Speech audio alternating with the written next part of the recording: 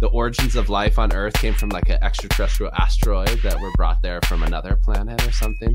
Fine. I'm in solidarity with all, life in the universe. I don't, but I'm talking about humans, and life that evolved on Earth. Yeah. We are earthbound because of the billions of years that it took for us in these relationships to develop. And you can't just extract yourself from this place and go somewhere else. It's like who we are is completely embedded. Hey Lucy, how you doing today? Hey David, thanks for having me on. Let me ask you like a first question, just like nutshell yourself. Like imagine if if a squirrel walked along on the forest floor and found a walnut and opened it up, and then there was you. Like, what would they find? Who are you, and what's your background in philosophy? Okay, so in my nutshell, I am a professional philosopher. I teach at University of Tennessee at Chattanooga.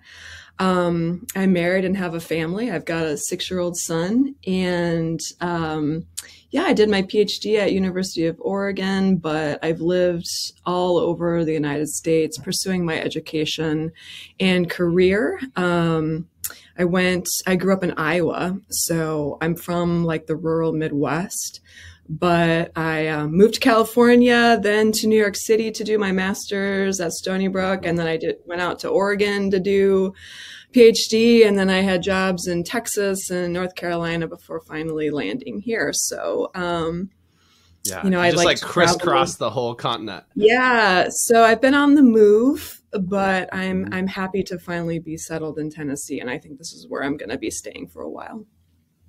Wonderful. I love art. I love nature. Do a lot of camping, like bikes, I like food and cooking and animals. Mm-hmm. What's your favorite like outdoorsy or naturely place that you've lived? In terms of like, if you had to like rank the places, or I assume each one has its own virtues and vices, of course, but over the years that I've been in Tennessee, I've come to really appreciate this landscape. But I have to say that the most formative place I've lived in terms of the natural geography is Oregon. I mean, it's just the Pacific Northwest is majestic with the ocean and the mountains and the temperate rainforest and the moss and the ferns and everything and the wildlife. But, Iowa is actually surprisingly complex and interesting, despite being, a largely agricultural landscape. That had big impact on me. But now that I'm in Tennessee, the Great Smoky Mountains are here, and just Appalachia, the Tennessee River runs through Chattanooga. So I guess wherever I live, I try to connect to the landscape. I will say that North Texas was the most bleak landscape that I've lived in, and was happy to leave there. Okay, bleak in like a literal sense, or like what do you mean by bleak? Yes, like hot and dry and brown, windy, just like, desolate. Like the surface of the moon. Well, but with vegetation, with life. Very drought stricken area. Okay. Yeah, it's interesting. I like thinking about that, how like the places where we live affect how we think and like how we are. I think. And maybe that's like, I could roll that into the next question for you. It's like as a philosopher, you have a long background writing philosophy, teaching philosophy, studying philosophy, talking about philosophy. Like, how does that connection or relationship between humans and their place play out? If it's the case that when we live in different places, that can impact us on a deeper level, and that's something that we should attend to. What's your kind of view about that? Insofar as that appears in your thinking, where does it?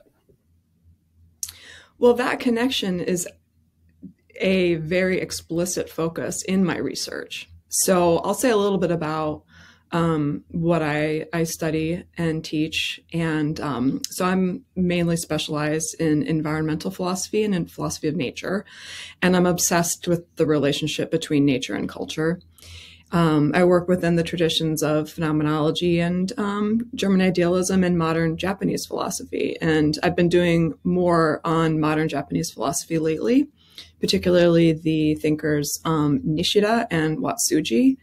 Watsuji is interesting. He lived in the early 20th century to mid 20th century. One of his early works is this book called Climate and Culture. It's called Fudo, and that word gets translated in various ways. The book got translated as Climate and Culture, but I like to translate Fudo as climatic milieu, because it's, we live in a social milieu, but that is not purely human. Like to say that you could separate culture from the landscape from which it emerges and, takes place. So part of what Watsuji does, interestingly and complicatedly and somewhat problematically, is relate the emergence of cultures from these different world climates. So he talks about, Japan as being a monsoon climate and the ways that has impacted their culture. And so, I take inspiration from his work, but thinking, departing purely from his philosophy, just thinking more broadly about the relationship between climate and culture, just to recognize how deeply intertwined they are, and just the spatiality of ourselves, I think is something that deserves deep reflection. Because it's the place of our intersubjectivity, but it's also the place of all of the natural elements that we, that exist as, through, and by.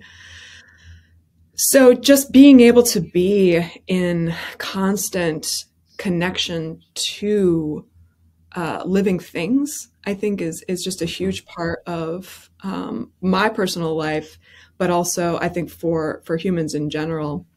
And when I was living in New York City, I had the opportunity, or I don't know, just luck of being able to live on Prospect Park West, which is a very nice street bordering Prospect Park. And so every day I was able to walk out my door and see green, see trees.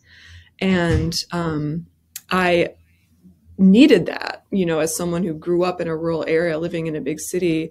A lot of folks who live in urban areas do not get the kind of immersion in green space on a regular basis. Whereas like for me, that is incredibly important, to be able to just be around trees and other animals. My house is full of plants. I would have plants in my office if I had any windows to grow them. For a while I had a grow light, but then it just got complicated. Are you opposed to artificial plants, like getting like a, what's your view of that, like a plastic palm in your office? You know what I mean? It's not the same at all. I mean, I think it really is you can trick yourself for a little while with that, but for me, it really is the relationship that you have with the growing thing.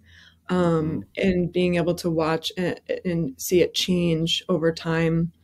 Like I have some ferns, when they shoot up a new little frond, watching it day by day unfold. It's meditative, it's therapeutic, and it also, I enjoy the kind of the nurturing care of having a pet. Yeah, hell yeah, totally. Having plants. But extending I have succulents. Like my succulent garden here is like that for me. It's like we don't have any pets, or it's like having like a young child is kind of like having a pet. So it's like we don't have any non-human pets, but these like succulents, it's like I care for them like exclusively. The rest of the family likes to look at them, but they just kind of, it's just my thing, and I make sure that they, they've been in this little pot for a couple of years now.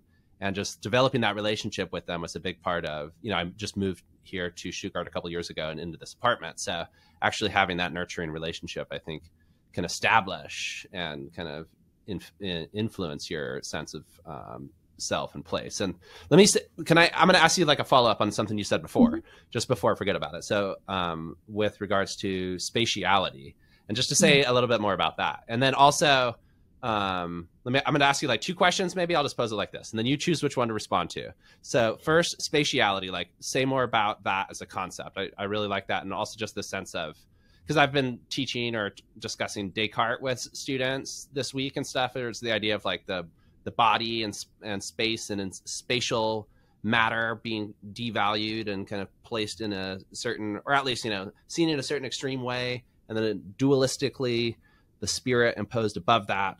You know, so what is it about space or body, you know, and would you talk about it in terms of embodiment, maybe life, corporeality?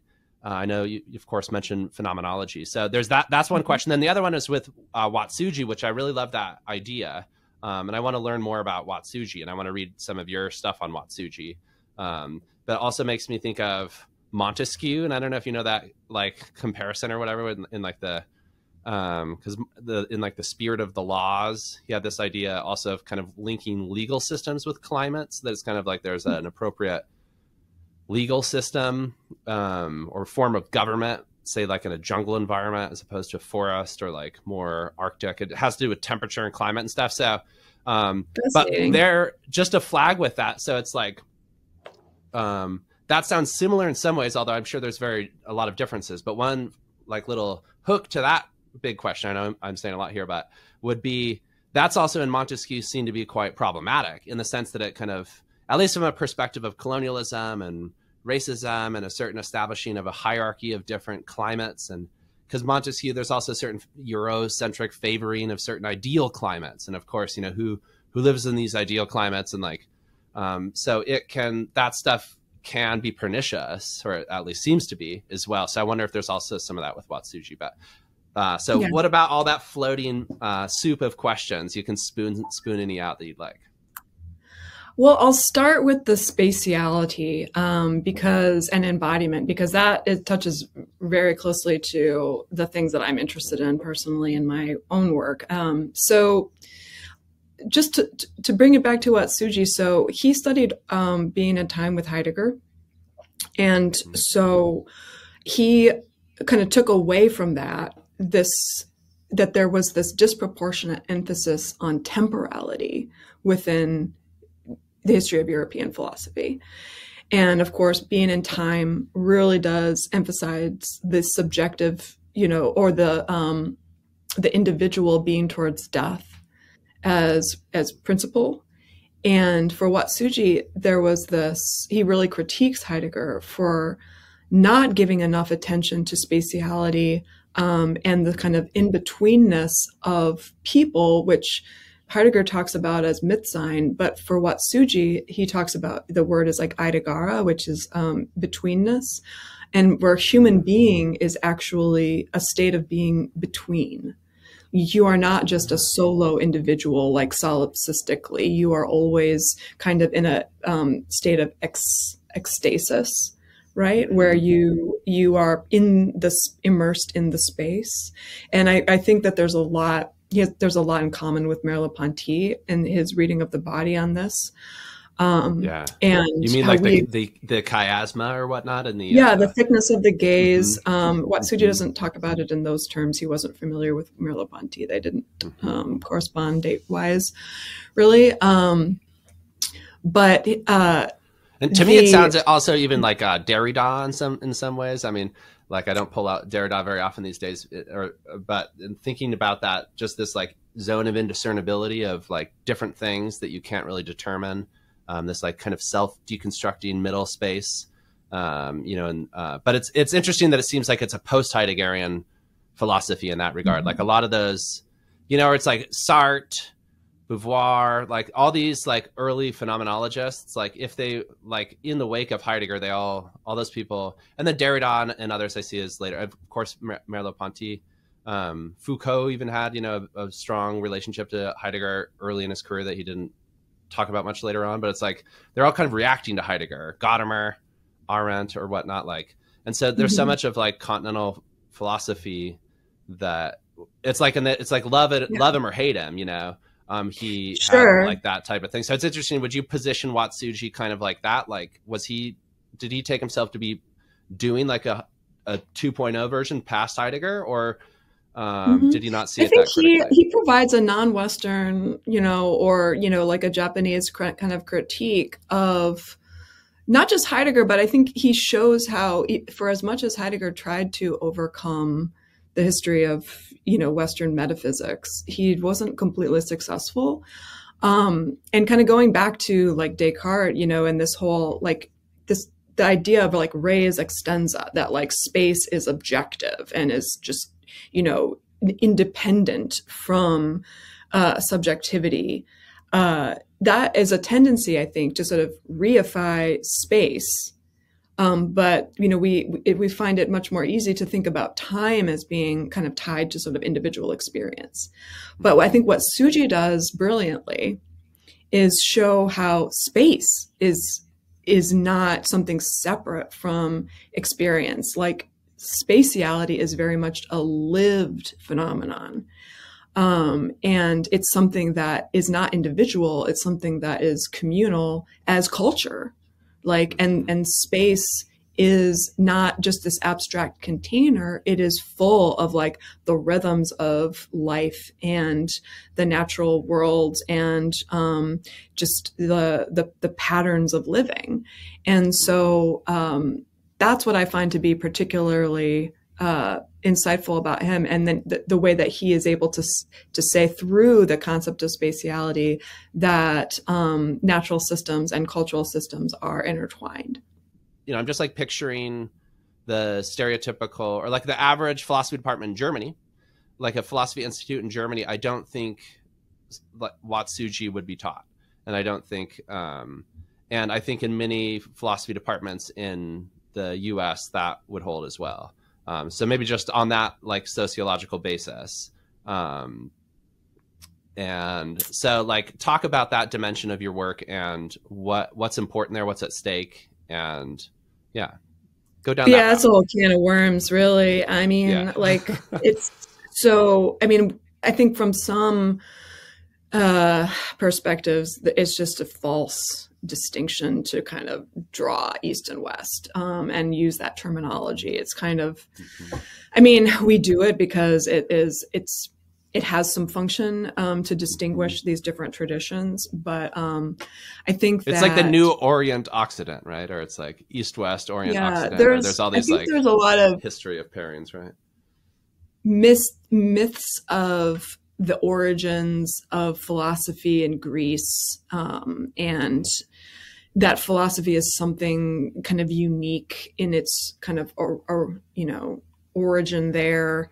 We even going back to those ancient times, the philosophy of the Vedas and the Upanishads in India.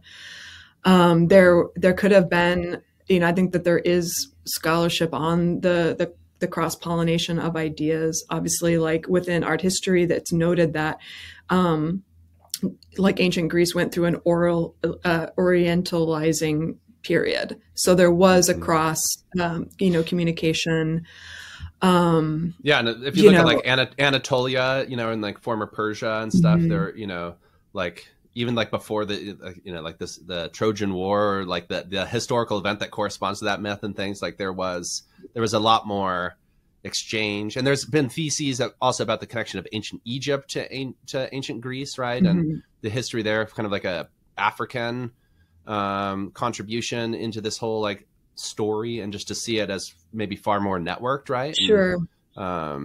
Well, and also, what does it leave out? So you have like indigenous philosophies of North America. They're not Western, but they're not Eastern. So it just, that terminology just doesn't, it's only helpful to a certain extent, but it also is, I think, problematic on many levels.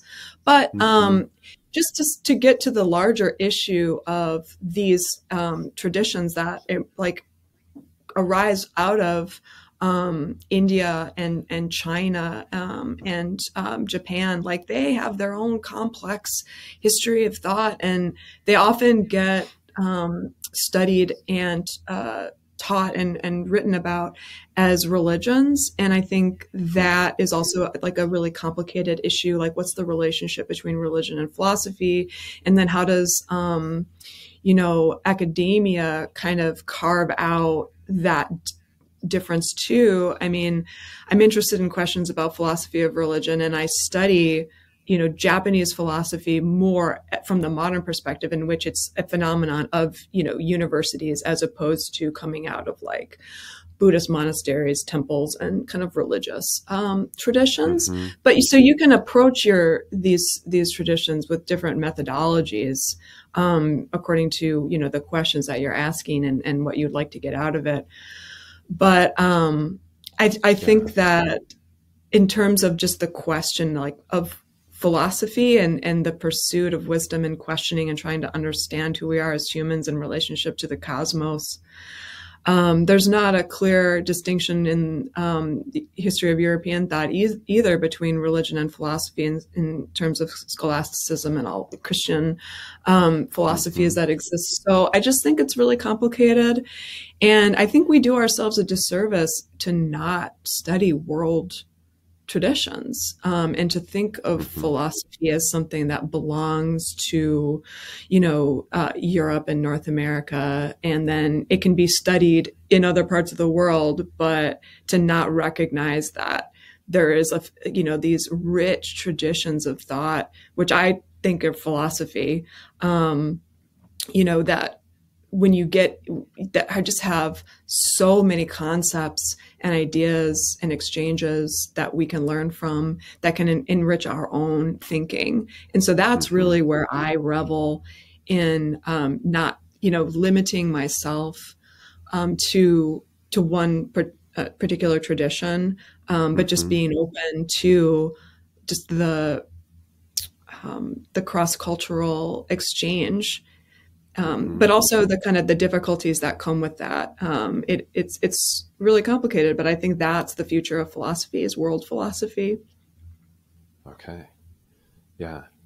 Damn. Yeah. And let me ask you like kind of I'll follow up on that one more time and then we could take a break. But just to weave into that mix, like that soup pot, like throw Hegel in there, because Hegel, like, this podcast is co-produced with the Hegel-Haus Museum. Come to Stuttgart, visit the Hegel-Haus Museum.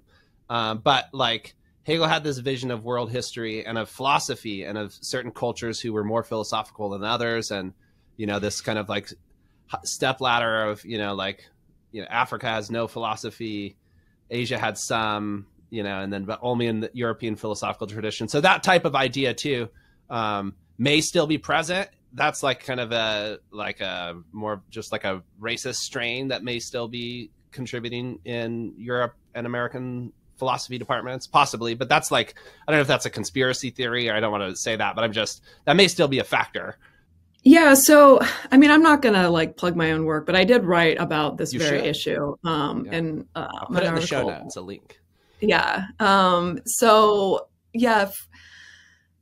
looking at Hegel's philosophy of history in light of his philosophy of nature, he says something very interesting about the traditions of Asia are still grounded in the soil of nature, right? And so he says this as in a derogatory way. But for me, I think that there's some real irony there because of how I would flip that and be like, that is like a beautiful thing to say. Yeah. But, to say that a philosophy is grounded in the soil of nature. But for him, which text is that of Hegel's, or I'm just the philosophy of history? Okay. That's in the philosophy of history one. Yeah. And so the spirit, I believe, or maybe it comes up in the end of the philosophy of right. I'm not sure, but I cited it in this article that I wrote. Okay. Yes. There's the spirit nature dichotomy. Right. And, in world history is this process of spirit coming to realize itself and its freedom through self-knowledge. And, of course, that becomes fully manifest in Europe. And so this idea that the the traditions of Asia are grounded in the soil of nature is meant that they haven't come to full consciousness of spirit yet. But for Hegel to become fully conscious, for spirit as a culture to become fully conscious, means that it kind of like overcomes nature in a certain way.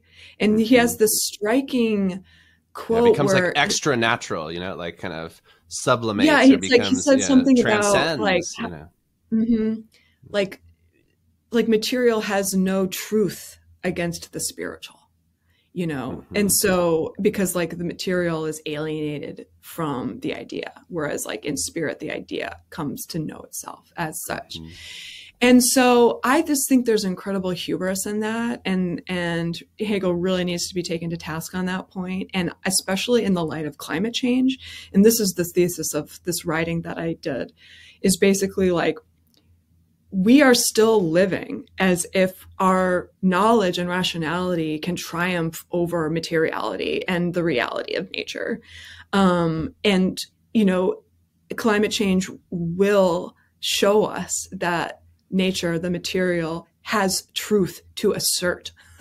We can't deny that we are completely dependent upon the earth, right? Spirit cannot transcend the earth, right? We can't go to Mars. That's not going to happen. Even if a few human beings go there, like in terms of like that Watsujian like understanding of connection between culture and place, like we are completely, like who we are is completely dependent terrestrial upon, yes, terrestrial. So, and unless you're like, what about or like the I don't know if it's a thesis or whatnot, like the idea of like the origins of life on Earth came from like an extraterrestrial asteroid that were brought there from another planet or something. So fine, I'm in solidarity with all life in the universe. I don't, but I'm talking about humans, and life that evolved on Earth. Yeah. We are earthbound because of the billions of years that it took for us in these relationships to develop. And you can't just extract yourself from this place and go somewhere else. It's like who we are is completely embedded. Let's take a quick break and then we'll keep on moving. Okay. Awesome. I'm enjoying this a lot.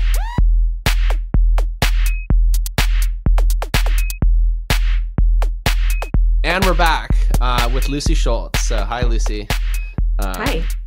Thanks again for being here. Let's keep the ball rolling. So here I'm going to ask you this question about death, and I'm going to ask you about like mortality and like getting there, like kind of going like emo. You know what I mean? I don't know.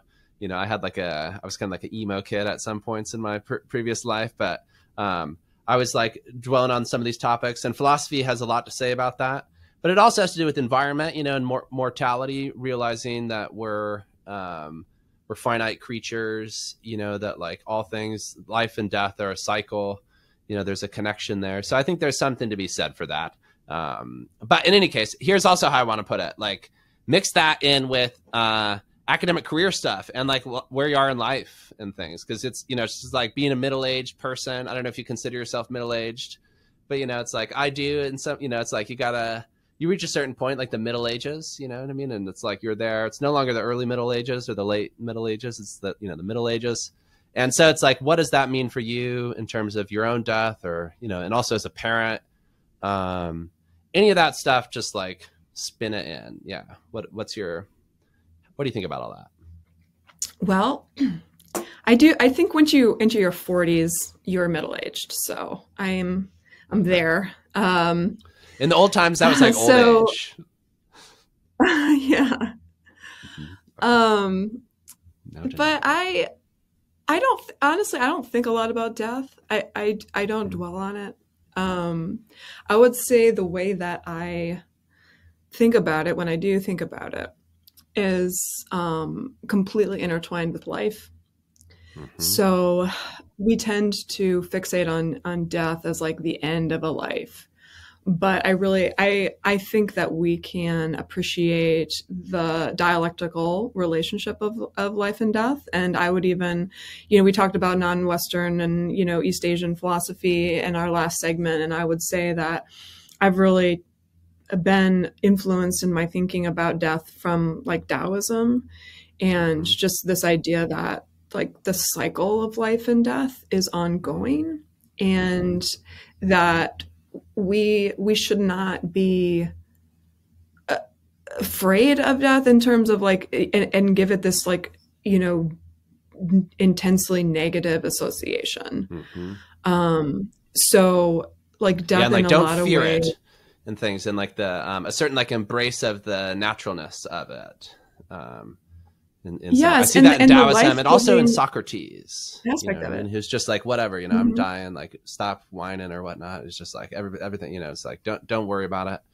But it is, it's not to downplay the grief that's involved with it. Yeah, the importance of the enormity of it. Yeah. Yeah, but I think that in general, like our culture is very afraid of aging, and wants to do everything that it can to prevent aging. And we tend to make the elderly invisible. We don't want to acknowledge their existence. And because it's like afraid of what, we see ourselves, eventually becoming. And, so I just think that is just like in general, we have a really unhealthy relationship to aging and death. And, I try to cultivate. Do you mean like we like in the United States, or kind of like the global media culture? Or what's your view? How universal do you think this is? I'm speaking from my perspective as like the culture that I'm immersed in, but like an affluent Western culture, like United States, and I'm sure like to some degree, European nations, and even like within in late capitalist societies around the world or whatever. We're not. I think that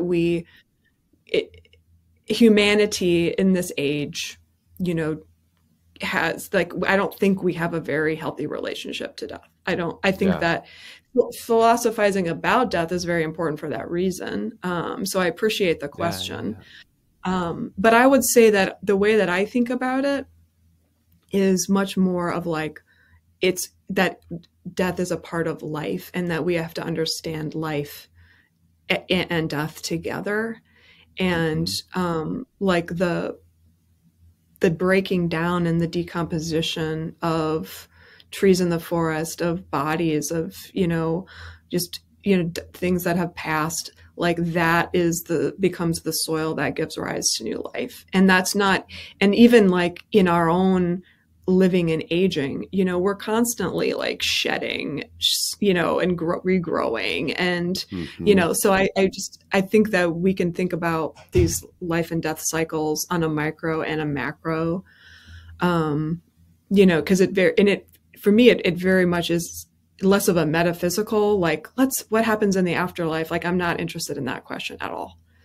I'm more interested in, just the fate of the earth, and the fact that we're undergoing, the sixth mass extinction event, and there is a lot of climate grief, I think, in the loss of the animal life and plant life, the extinctions that are happening. Like, it makes me think about just, our finitude and our fragility, and not just ours, but all life. A tree that has been growing, in an old growth forest for hundreds or even thousands of years can be cut down in a matter of minutes. And that's happening all the time. And these species that have taken eons to have evolved in these complex, intricate, relationships to their place, right? Sometimes they only exist in one place on the earth. They can be wiped out and gone forever.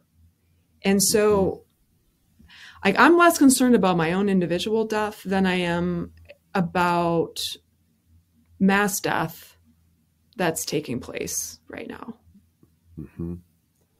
Yeah. And that's No somber. kidding. Yes.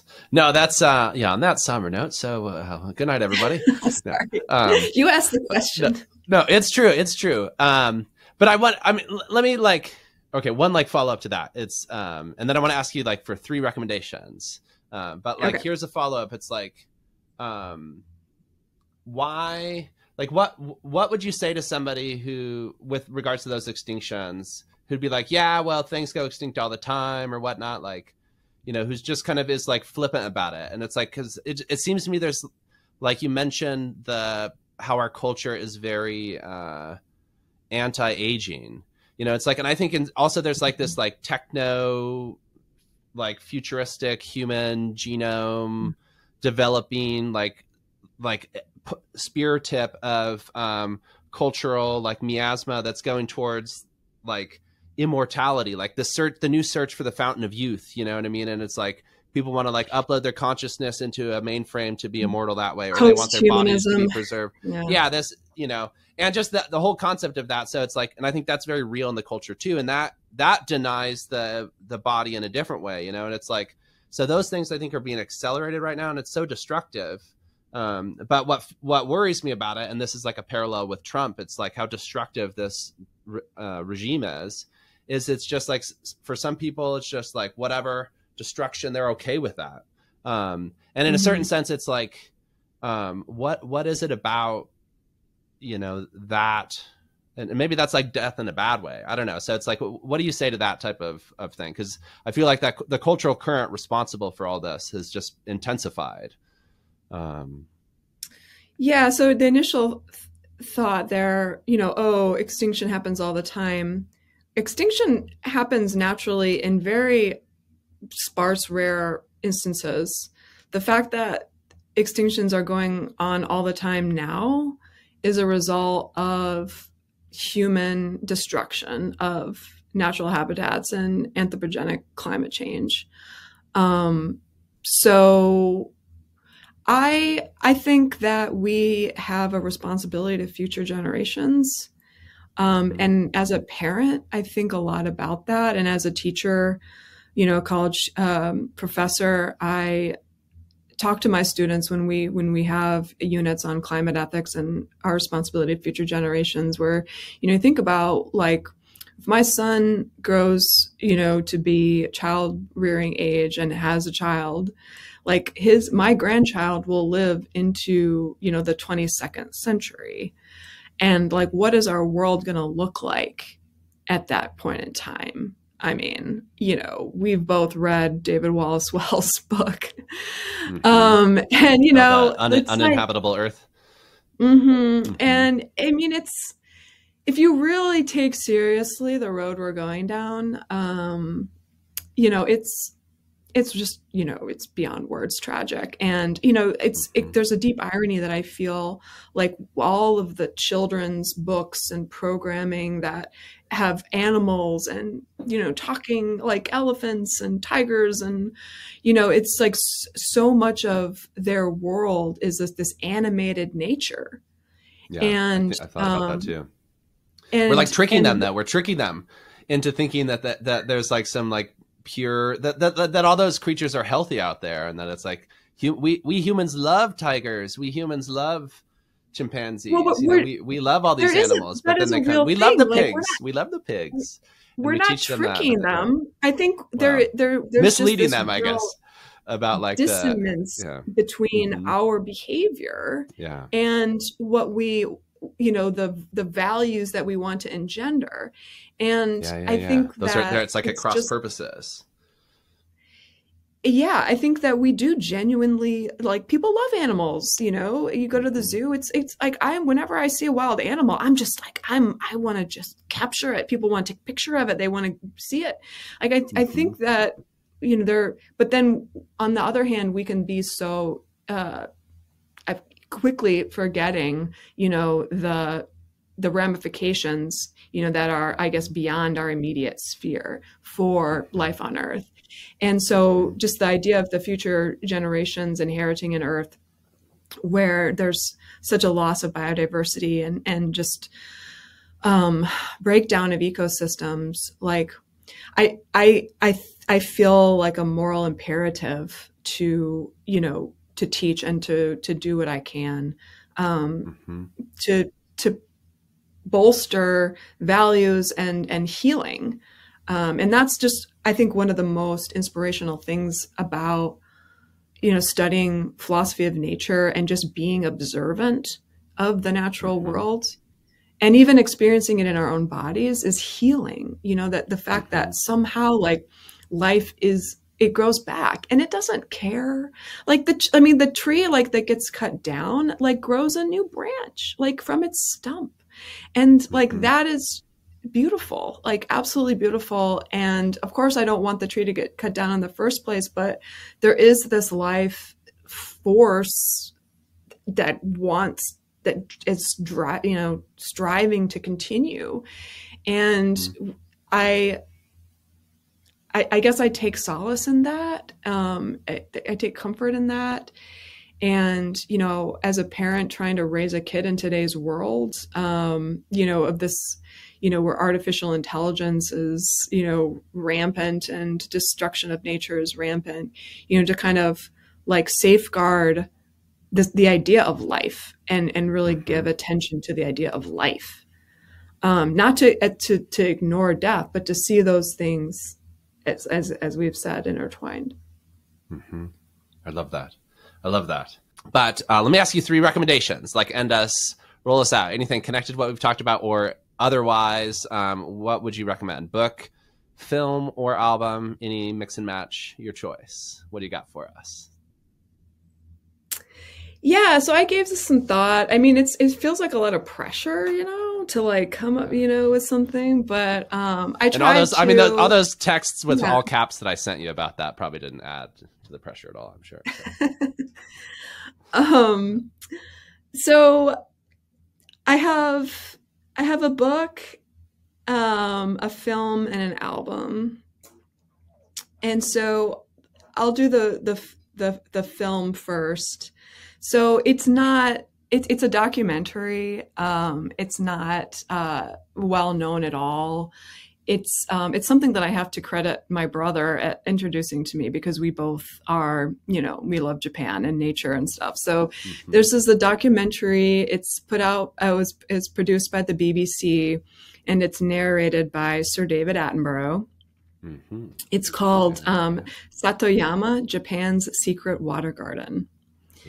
And Satoyama are these traditional Japanese villages. They're basically like mountainside villages that it's kind of where like the word Satoyama symbolizes where like the mountains meet arable land. So it's like these farming villages. And so this documentary is like, it's in 2 parts, and it looks at this, I believe it's the city or the village of Hari in the Shiga prefecture, which is near Lake Biwa, which is just north of Kyoto. And so it's just this beautifully, videography, photography of the nature of this place. And so it's like the terraced rice field, like rice paddies, you know, where the water kind of is collected. And so these rice paddies are these habitats for all sorts of wildlife. And, you know, what I love about this film is that it really illustrates Watsuji's concept of fudo, or the connection between climate and culture. And so the first one is just all about the native ecology and wildlife and things. And then the second part is more from like the human dimension. Like it follows this like elderly couple through their, you know, daily routines and seasonal kind of routines, and just like documents the traditional life of the village and handicrafts and some of the Shinto rituals and things that are reflecting of the coming and going of the different seasons. And it's just beautiful. And it's awesome. a real, it's just, I try to show and also it, a good family film, you know what I mean? Like with when you got David Attenborough, you know, it's like nobody dislikes, you know what I mean? I feel like the content. It does have some predation, you know, you see animals eating other animals, but it's not like... That's when like you send your kid out of the room or whatnot. They're just like, close your eyes for this part. I'll tell you when you can open them. Yeah. But it's not, you know, it's just more like a large water beetle getting eaten by a frog or something. It's not. We see that all day long, all the time. Yeah. Anyway, so I think that's a real gem. And it's great for teaching the concept of like bioregionalism, I think, as well as connections between nature and culture. So I've tried to incorporate that a little bit into my classes too. Nice. But it's just, yeah, really special film. And the philosophy book, I mean, there's so many books, and I mean, I have friends who are writing amazing things, and so I just chose something that I think is incredibly provocative. I don't know if you're familiar with Andreas Malm, but he wrote a book recently called How to Blow Up a Pipeline. Okay. And it is come across that. Yeah, it's really interesting in its ethical claim that it makes. You know, it's talking about eco-sabotage. Mm-hmm. Basically, taking seriously the question of whether or not it is ethical to dismantle fossil fuel infrastructure. But further, do we not have a moral imperative to do so because of the mass death that it is creating? And so I just find that to be a really provocative idea.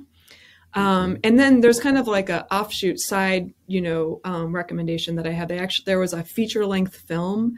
It's not a documentary. It's actually like a dramatization of a like eco-sabotage heist sort of that is up by the same title, How to Blow Up a Pipeline. It's directed by Daniel Goldhaber.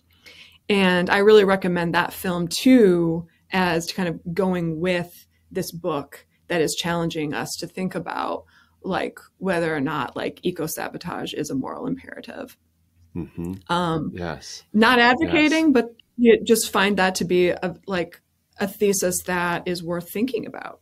Totally. And that a lot of students would be thinking about, a lot of people would be, and it's like wherever you fall on that issue, it needs to be examined in terms of the ethics of it and the politics of it and like putting that out there. So no, those sound like very interesting resources. And now that, we're in this Trump era again, and things are accelerating, not just environmentally, but, are we witnessing the rise of a new fascist regime? I don't know. I mean, maybe, yeah, like it's really bad. And just, undergoing what's happening now with my colleagues in higher ed, and also like in the South, there's just, and the deportations and everything. I mean, it's, I feel like there's a new exigency to these questions of like social activism and responsibility. And like, I think that the question is becoming much more real to the extent of like what we feel is our place to resist and protect people who are in vulnerable positions in society, in addition to protecting the earth. So, those are serious ethical things that I think about both professionally and personally. My last recommendation is just purely for fun. I mean, it's not deep or anything. It's just that like you don't do anything. I was trying to think. I thought you only did stuff that was deep. Isn't that what like, philosophers do? Like they never have fun. Well, okay. So this album is deep. It's actually called A Deeper Understanding.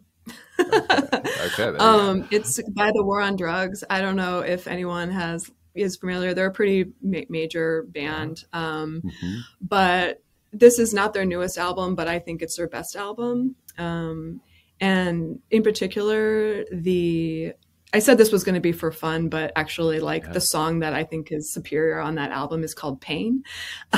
Okay. So, well, I mean, to each their own, you know, one person's fun is another person's not fun, right? So. It's epic. It's an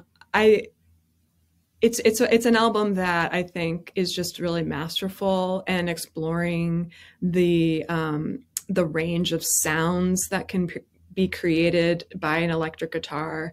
And I think that the songwriting is amazing. And so if you want to jam out to some psychedelic rock, listen to The War on Drugs.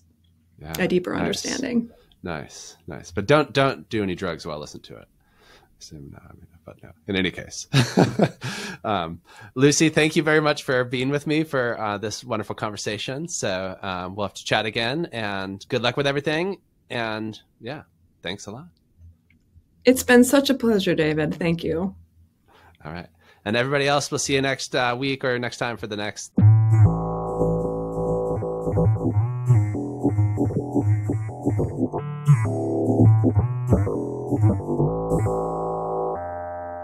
We hope you enjoyed this conversation with Lucy Schultz. The Deadbeat Philosophy Podcast is a co-production of Deadbeat Media and the Museum Hegel-Haus Stuttgart. For more Deadbeat content and to chip in to keep the channel going, check us out at deadbeatphilosophy.substack.com. For more about the Museum Hegel-Haus, check out hegelhaus.de. That's HEGEL-HAUS.de.